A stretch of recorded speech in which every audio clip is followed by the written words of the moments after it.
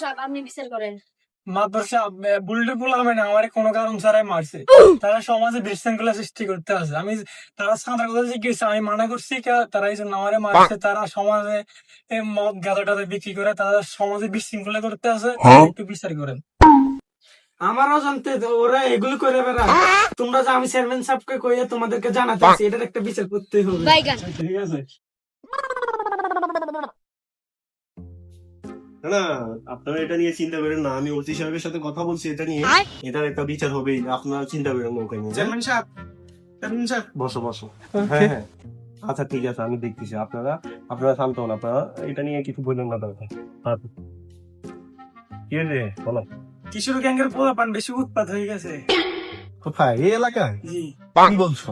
পোলাপান মাসে আবার অস্ত্র পাচার করছে, মাদক বেচছে, কে এগুলো? অর্থাৎ কিছু তুমি চিনো তাদের? জি চিনি।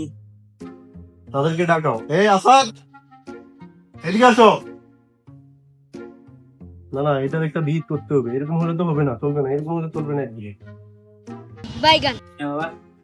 এলাকায় কিছু পোলাপান নাকি কিশোর গ্যাং এর উৎপাত বাড়ছে, ও আমাদের সর্দার সাহেব বলতেছে। আমি তো জানি না, কিন্তু কিশোর গ্যাং উত্তর বাড়ছে জানি, তো শুনছি।